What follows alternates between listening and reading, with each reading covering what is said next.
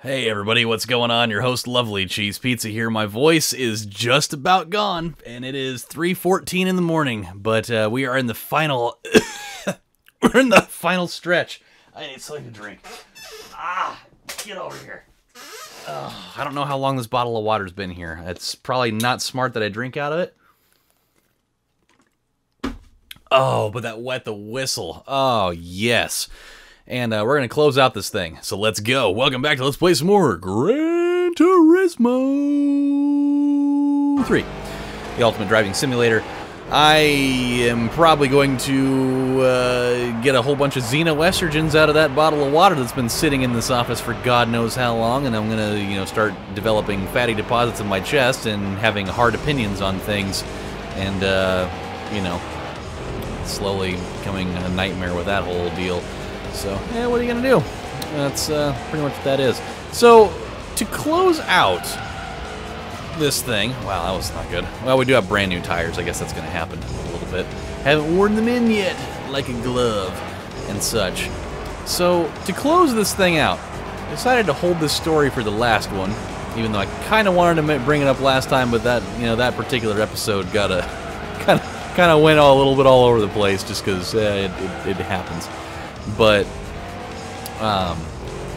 let me tell you the story about 19 Cents Guy. This is a story that it did not involve me at all. It was actually an observational thing that my dad and my brother apparently encountered when they went to the grocery store a couple of last weekend.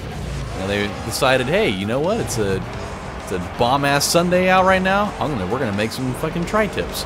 I don't think that was the exact words that they said out of their face. I'm almost positive, especially for my dad's sake, I'm almost positive that the conversation did not entail, hey, it's a bomb-ass Sunday, let's make some fucking tri-tips. I don't think that's how that conversation flowed out. The reason why that's funny is, if you guys knew my dad, for the people that do know my dad, they know that is literally the last thing that he would ever say. Anyway, that's whatever. And so they're there, and a guy at the check stand, not trying to be, not trying to do stereotypes or anything, but he was a Hispanic guy. He had extremely broken English. That's just, that will set up later here in a couple minutes. Just kind of laying down the foundation for the house of the story that lives in it. So, this guy, he's checking out. He's got just an absolute shitload of stuff in his cart. And he's putting on the little deal there, and the person's checking him, Filbert Turtle style, from Rocko's Modern Life, the episode where he goes to the grocery store and gets about $5 billion worth of food for $1.50, which is awesome. I really wish that were a possible thing. Kind of weirdly relevant, actually, now that I'm talking about that particular sequence of things. So, checking out all of his stuff. You got like well over $100 worth of things in this little compilation of food stuffs for him. And so after they do that whole thing, after they bring out his total, this guy apparently just brings out this massive just fucking wad of coupons. I mean, they already implemented like senior discount stuff for him. He brings out just this massive mountain of manufacturer coupons that he'd been compiling up like a madman. And so she goes through the whole process of taking all of that stuff out, and he had like other program type of stuff. Like I'm assuming food stamps is probably one of those as well. And the numbers on the screen are just dwindling down like crazy. It's like watching the stock market crash, but for food, and not even close to being the same thing at all. And they were able to bring his entire total from $100+ for all of these things and fucking lava puffs, and even though it's not a real thing, it's from Rocco, whatever, fuck it. you know, and soda, and, you know, probably frozen food items and all this stuff. They bring it from $100+ down to 19 cents. That's the moniker 19 cents guy. They bring that whole thing down to 19 cents.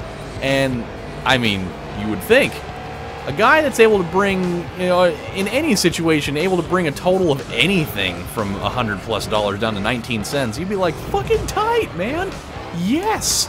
I mean, hey, if I could bring $5 down to 19 cents and have that be my grand total, I'd be like, fuck yes, let's go. But $100+ with just, you know, coupons and other programs and such, bringing that down to 19 cents.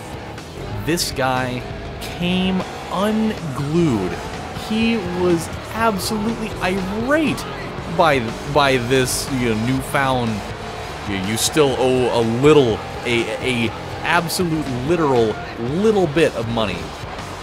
When you know, he looks up at the screen and his kind of his broken English is kind of kicking in here. He's like what you know, what's going on? And she's like, you still owe 19 cents, sir. He's like, I gave coupon and you know, and food stamp and you know, this, and he's like why I still owe money? Why is it not free? And she's like, well, you know, with all those things that you gave us, you still, you know, it didn't cover the entire thing. Like, you still owe this amount of money. And he's just like, he's just looking up at the screen, and he's just so perplexed by it, and he's so angry. He's getting red in the face, as they were telling me, and he's just like losing it over there. And he's just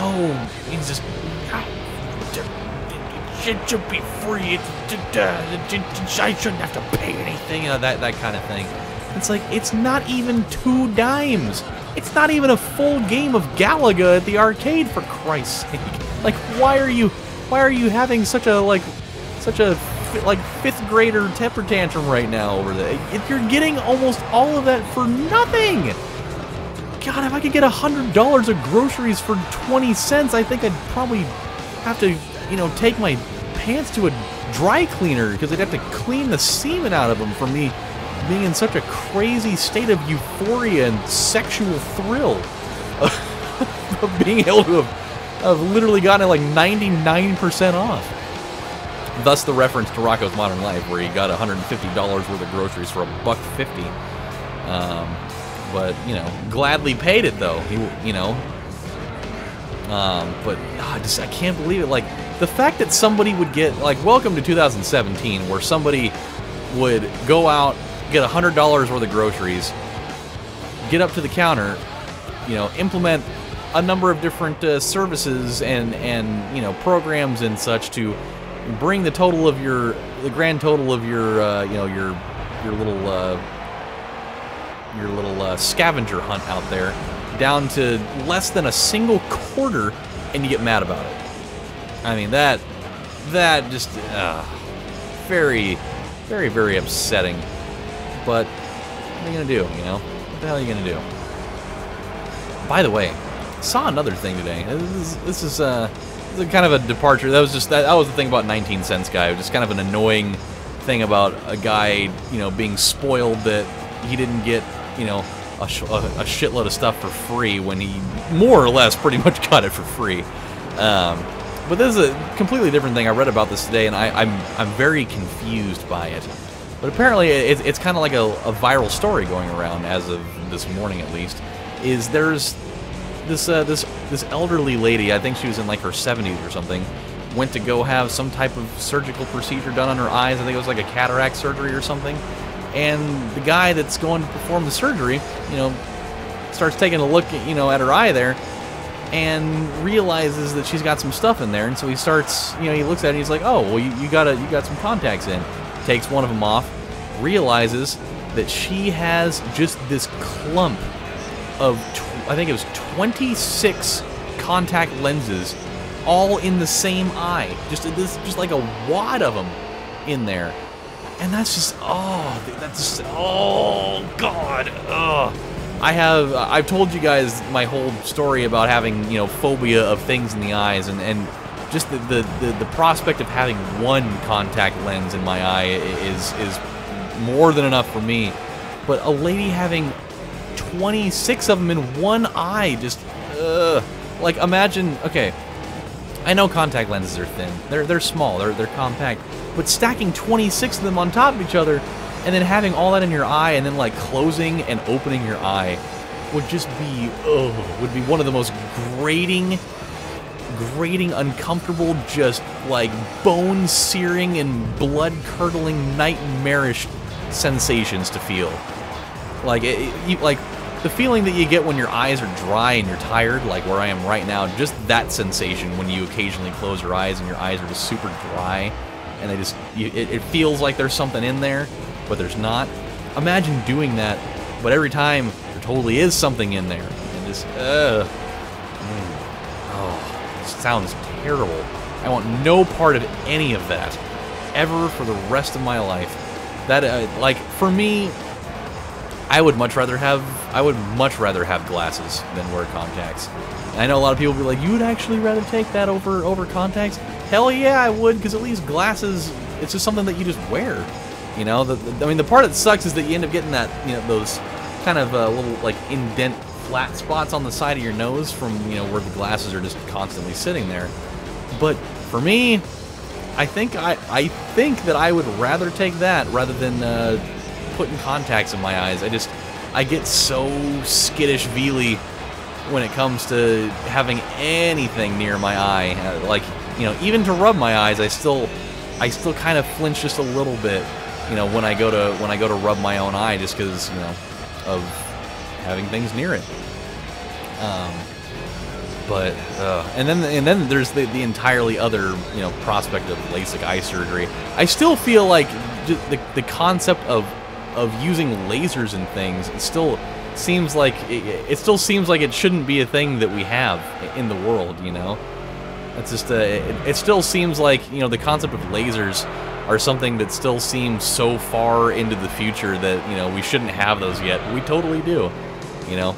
It sounds like such a sci-fi thing, you know. Whenever you think of lasers, you always think of just crazy space guns and, you know, the Moonraker laser from GoldenEye that you can totally just shoot right through people, and it's a great way to kill Jaws, that Leviathan sack of shit bastard that has the ugliest face in the entire world, mainly because of the fact that it's Nintendo 64 graphics and they're a little bit unpolished and weird, and it made Jaws' face look like somebody parked a semi on it and started skidding the tires while his mouth was open, and it just turned his face into a jigsaw puzzle.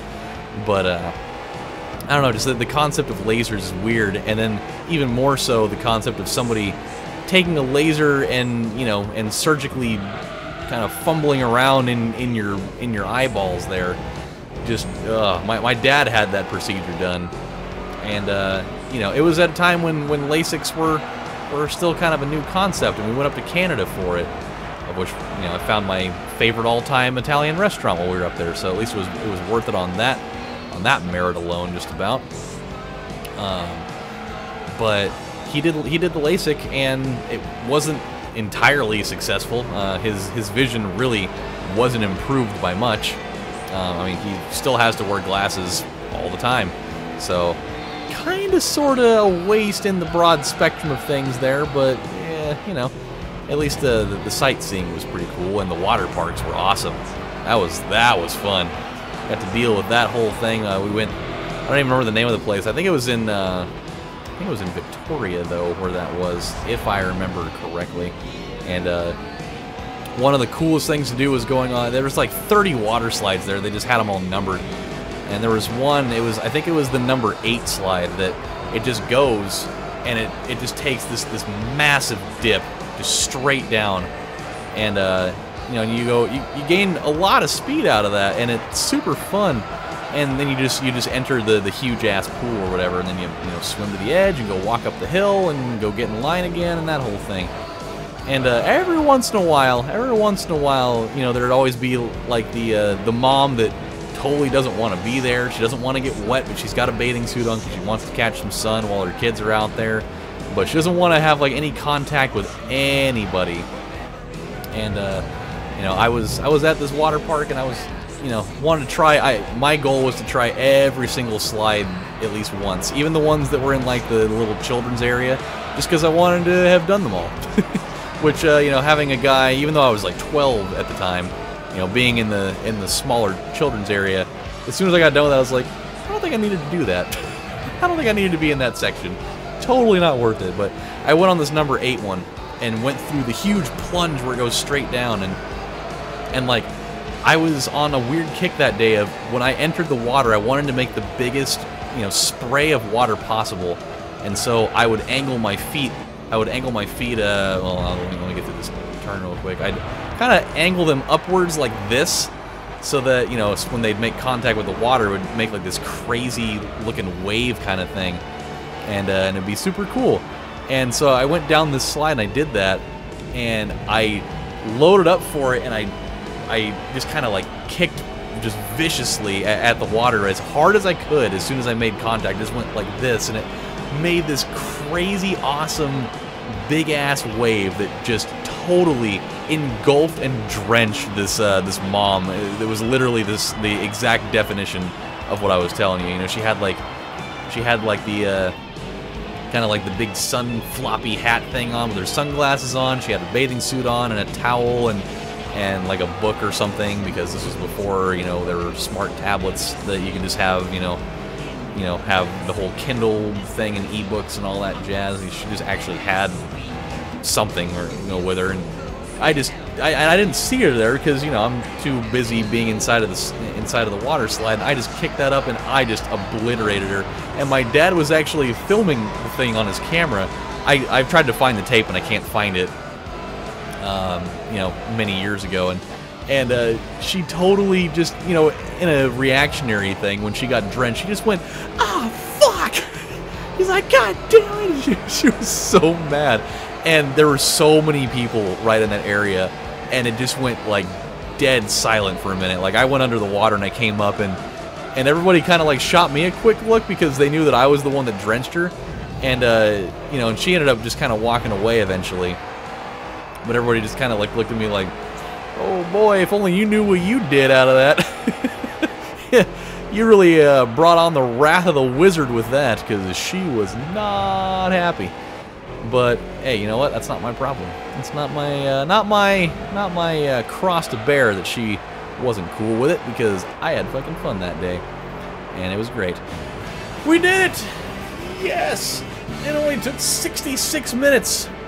Oh, that wasn't too shabby at all, and I don't know what our split was that we won that by, and I'm not about to sit around and wait for it because it is 3:32 in the morning.